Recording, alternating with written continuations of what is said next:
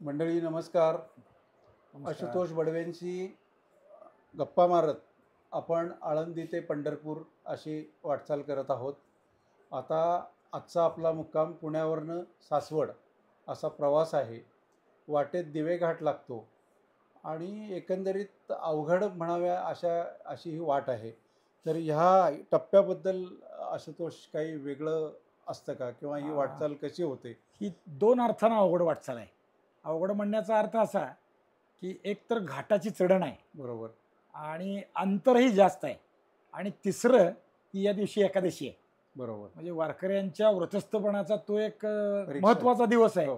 परीक्षा म्हणा हरकत नाही, हो. पण वारकऱ्याला परीक्षा असं म्हणायचा विषय नाही. मला असं वाटतं हां, की तसा सकल वारकरी हा शेतकरी आहे, बरोबर, आणि त्यामुळं नित्य त्याला कष्टाची सवय आहे. त्यामुळे हे कष्ट त्याला तसे तुलनेनं फार काही वाटत नाही. बरोबर, बरोबर, या अर्थानं त्याचा विचार आहे. बरोबर. पण ही जी वाटचाल आहे ही मात्र तशा अर्थानं जर नवीन मनुष्य असेल तर जो सासवडपर्यंत चालला तो पंढरपुरापर्यंत बिंदोक जातो. अच्छा, म्हणजे परीक्षा आहे त्या अशा अशा अर्थानं परीक्षा. परीक्षा म्हणायला की हरकत हे नाही. जर झालं तर कारण तुम्ही अंतर जास्त आहे, अंतर दिवस उपवासाचा आहे, आणि आणि चढ तसा आहे, घाट आहे. हवा घाटही आहे, आणि हवामानही तसं पावसाळी. असं नुसतं पावसाळी नाही, तर सर्द असतं. सुरुवातीच्या हो. पावसाळ्यातलं जे आहे ह्युमिडिटी असते. ह्युमिडिटी असते, दमून जाणार होतं, बरोबर, आणि माणसाचा कस लागतो, अशा पद्धतीचा आहे. बरोबर. पण हा जो प्रवास आहे हा अत्यंत आनंददायी आहे. असा प्रवास पुढं सासवडच्या नंतर आणि आधी एकच दिवस आहे तिथं पाहायला मिळत नाही. कारण आपण निसर्ग. कसं चालतोय हे ती घाटाची वळणं वाकडपण हो, हो. ते आपल्याला खालूनही दिसतं, आणि वर गेल्यावर खालून येणारा बाकी समाज चालत असतो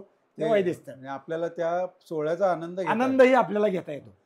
आणि म्हणजे सासवडच्या घाटातली दुसरी काही वैशिष्ट्य महत्वाची आहेत ती अशी आहे की पुण्यातून निघतात माऊली आणि सासवडला जातात. सासवडला संध्याकाळी मुक्कामाला जातात. हो, दुपारचं जेवण आहे ते घाटाच्या खाली आहे. म्हणजे जेवण याचा अर्थ फराळ आहे, बरोबर, तो घाटाच्या खाली आहे, बरोबर, आणि मग वर जायचं आहे. बरोबर. पण या परिसरातले जे शेतकरी बांधव आहेत अच्छा, की आता घाट चढायचा आहे, माऊलींना घाट चढणं हे म्हणजे जिकिरीचं काम आहे. दोनच बैलांना ते भागणार नाही रथाला, हो, म्हणून आपली बैल आणून जोडायची, अच्छा. माऊलीची सेवा म्हणूनही करायचं, आणि घाटातली चढण सुखरूप व्हावी म्हणूनही आपलं सहाय्य व्हावं. आणि अशा माऊलीच्या रथाला 12-12, 14-14 बैल जोड्या जोडल्या जातात. म्हणजे माऊलीसाठी लोक काय करतात याचं प्रत्यंतर ती घाटात करतात. माऊलींवरचं प्रेमाचं प्रेम प्रतीक आहे. किंवा आईसाठी आपण काय काय करावं, करायचं तर त्याला काही मर्यादा तिच्या ऋणातून मुक्तता नाही, नाही. पण आपल्याला जे करता येईल ते सगळं इथं केलं पाहिजे. बरोबर. ही श्रद्धा जी आहे ती तिथं आहे. आणि मग बैल आणतात, म्हणजे नुसते आणतात ह्याला आनंद नाही आहे. मग ते बैल जसं पोळ्याला आधी सजवतात, हां. शृंगार करतात, नाहतात, धुतात, त्याला अगदी शॅम्पू लावून बैलाला स्वच्छ केलं जातं. अच्छा, हौसनं बैलाच्या जोड्या आणून स्वच्छ धुवून रंगरंगोटी, शिंग रंगवणं, बेगडपान लावणं, किंवा अजून काही नवीन काळाची गोष्टी आहेत किंवा परंपरेच्या गोष्टी आहेत, मोरपिसाचे कुंचे लावणं आहे, हो, ते सगळं करायचं, आणि बैल माऊलीच्या रथाला पुढे आणून जोडायची. असं हे 12-14 जोड्या, म्हणजे माऊलीची रात चढत येतो ते एकदम सुखदायी वाटलं पाहिजे अगदी माऊलीला. सुखदायी, हो. त्रास नाही, मागं त्याला जाता आलं नाही पाहिजे, उतारायला लागला नाही पाहिजे, बरोबर, अशा पद्धतीनं ते चालत असतात. आता नवतंत्र आलंय. भारत सरकारच्या संरक्षण मंत्रालयानं गेल्या काही वर्षांपूर्वी अख्ख्या रस्त्यात बैलाला त्रास होऊ नये या पद्धतीनं रथाचं स्वतंत्र डिझाईन करून उत्तम रथ, अच्छा, वजन कमी असेल, बैलाला त्रास होणार नाही, किंबहुना त्रास म्हणण्यापेक्षा किंवा काहीतरी येस गिअर पण आहे, आणि बेरिंग इतक्या उत्तम लावल्या आहेत, किंवा अजूनही काही व्यवस्था केल्या आहेत की बैलाला वजन ओढल्याचं काम नाही. बरोबर, स्वयंचलित गाडी चालल्यासारखं रथ चालतो, पण बैलाच्या पाठीवर असल्यासारखं असं ते अच्छा. चालतं. म्हणजे तंत्रज्ञान आणि परंपरा यांचा एक याचा उत्तम संगम आहे. उत्तम संगम आपल्याला आहे. दिवे घाटात बघायला मिळतो. माऊलीच्या बैलाच्या जोडीबद्दल एक विशेष असं आहे हां. की आळंदीच्या पाटलांकडे ह्या बैलाचा मान आहे. अच्छा, दरवर्षी त्या पाटलाकडे तो परंपरेनं मान आहे. आता त्यात सुद्धा 3 घरं झालेली आहे. गुंडरे पाटील, कुराडे पाटील आणि चितळकर पाटील, हे आळंदीचे 3 पाटील आहेत. बरोबर. मग ती वर्षाला पलटून पलटून प्रत्येक घरात जातं. बरं. पण त्यात सुद्धा त्या पाटलात आता उपशाखा झाल्या, 5 घरं 7 घरं झाली. बरोबर, तर त्यामुळे ते जे पाटील मंडळी आहेत ज्याच्या घरात ती येणार आहे, साल आपण सालकरी म्हणतो, हो, त्या हो, पद्धतीनं हो. ज्याच्या घरात साल येणार आहे तो वाट बघत असतो की पुढं किती वर्षांनी येईल माहित माहिती नाही. नाही, त्यामुळे यासाठी बैल जोड्या आधी 6 महिने गावोगावी हिंडून उत्तम कुठं आहे ते हुडकून आणून जोडी करून 5 लाख 7 लाखाची जोडी हो. इतक्या किमतीचे बैल आणून पोचले जातात, सांभाळले जातात. बरोबर. आणि मग आपल्याला माहीत बैलाचा मान आहे, तर ती बैलाबरोबर घरचे काही कुटुंबातले 4 लोक, गडी, बैलाच्या शुश्रूषेसाठी, व्यवस्थेसाठी आता संस्थांकडूनही काही व्यवस्था असतात. खाणं आहे, पिणं आहे, चंदी, चारा ज्याला म्हणतो. हो. स्वतंत्र मेडिकलचा डॉक्टर म्हणजे अच्छा, पशुवैद्यकातला डॉक्टर वेगळा हाही दिलेला. स्वतंत्र बैलासाठी असतो. वा. आणि मागं 1-2-4 वर्षापूर्वी अशी दुर्घटना घडली की घोडा माऊलींचा जो अश्व आहे तो आईन रस्त्यात मेला. हो निसर्ग आहे, हो हो. मृत्यू जन्म हा विषय आहे. विषय. मेला तर रातोरात दुसरा घोडा आणून उभा केला गेला. अच्छा. म्हणजे त्यात खंड नाही पडला पाहिजे. तसं बैलालाही झालं बरोबर. मागे काही काळात. त्यामुळं बैलाची जशी जोडी बरोबर असते तशी एक्स्ट्रा जोडी 2 बरोबर असतात त्या चालत असतात अपेक्षेच्या हिशोबानं की ह्या बरोबर. आपल्याला बरोबर पाहिजे. बरोबर. म्हणजे या इतका पद्धती- सूक्ष्म विचार आहे. हा हा म्हणजे लोक हौसना करतात.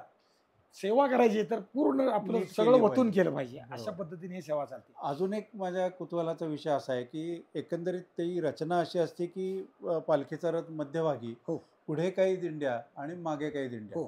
तर हे क्रमांक कुणी ठरवलेले आहेत, कसे ठरलेले आहेत? जेव्हा हैबत बाबांनी हा सोहळा सुरू केला तेव्हा त्यांनी पुढच्या दिंड्याला प्राधान्य दिलं. बरोबर. म्हणजे देवाच्या पुढे चालावं भक्तांनी. हो हो देव घेऊन चाललोय ना, मग देव हो. आपल्या पाठीवर आहे. हो. हा त्याचा भाव आहे. संपतंय. हो. हा त्यातला भाव आहे. त्यामुळं ते पुढं दिंड्या लावल्या. आता पुढं 27 दिंड्या झाल्या. 27. आता 27 दिंड्या आहेत, क्रमांक आहेत. आणि मग ते जे काही त्यावेळेसचे ॲडमिनिस्ट्रेशन करणारे जे लोक म्हणू आपण, त्यांना असं लक्षात आलं की जसं पुढं आहे तसा पुढच्या दिंड्या वाढल्या तर मागं रिकामं आहे. मोकळं पण राहील. बरोबर. आणि त्याशिवाय दुसरं असं की देवाच्या जवळ असणं जे आनंद आहे हो हो. तो आनंद कमी होऊ नये म्हणून पुढचे नंबर द्यायच्याऐवजी मागचे नंबर मागचे द्यायला नंबर सुरुवात द्या. करून मागच्या दिंड्या वाढवल्या गेल्या. मागेही सुरुवातीला 27 दिंड्या आणि पुढेही 27 दिंड्या असा तो क्रम होता. पण आता काळ वाढत गेला त्यामध्ये त्या 27च्या ऐवजी सुमारे 250-200हून जास्त दिंड्या बापरे. मागे नंबर लावलेले आहेत. बरोबर. आणि अजूनही ते प्रमाण वाढत आहे की आता जर कोणाला नव्यानं दिंडी करायची असेल तर संस्थांकडे अर्ज द्यावा लागतो. आता ते संस्थान झालं, बरोबर. माऊलींचं संस्थान झालं. बरोबर. संस्थांकडे अर्ज करावा लागतो. मग संस्थान त्यांना दिंडीचे नॉर्म आहेत ज्याला बरोबर. नव्या भाषेत म्हणतो. बरोबर. किंवा आमच्या परंपरेत दिंडीला कसं असावं, 1 विणेकरी असावा, कमीत कमी 5 टाळकरी असावेत, 2 झेंडेकरी असावेत, 1 हंडावाली स्त्री असावी. बरं. स्त्रीच नाही म्हणजे पुरुषही चालेल, पुरुषही चालेल. पण हंडावाली का? भजन म्हणणाऱ्या लोकाला जर तहान तहान लागली, लागली. चालत असताना तहान लागली तर त्यांनी इकडे तिकडे जायचं कारण नाही. तिला हात करायचा त्या आणि हंड्यावाल्याकडून. तुळशी वृंदावन पण असतं ना. तुळशी वृंदावन असलं पाहिजे. या बरं. गोष्टी दिंडीत आवश्यक आहेत. आणि मग संस्थान त्याला नंबर देतं. नंबर देताना आता नव्या काळात अजून सुधारणा होत चालल्या की 2025 सालात जे लोक आले आहेत दिंडी पाहिजे म्हणून त्यांना नंबर दिला जातो. मग 2025चा 1, 2, 5, 10 अशा असा. पद्धतीने जातं. आणि ते पुढं असं आहे की सुमारे 10 वर्ष हे सातत्यानं चालतायत का, हे मध्ये बघून- सोडून पळून जात आहेत का, हा, हा, हा. किंवा रोजच्या मुक्कामात बरोबर आहेत का, आणि दिंडीचे जे काही पद्धती आहेत त्या सगळ्या पाळल्या जात आहेत का, कोणच्या वेळी कोणचे अभंग म्हणायचे, जेवणाच्या आधी काय, नंतर काय, त्याची जी परंपरा आहे ते पाठांतरात ते चालतंय का, म्हणजे सगळ्या गोष्टीची तपासणी केली जाते. आणि मगच त्यांना आणि अधिकृत मग स्वरूप येते. पुढच्या 10 वर्षानंतर 2025चा 10वा नंबर जातो आणि दिंडी नंबर 201, त्याच्यानंतरचा 202 असा बरोबर. दिला जातो.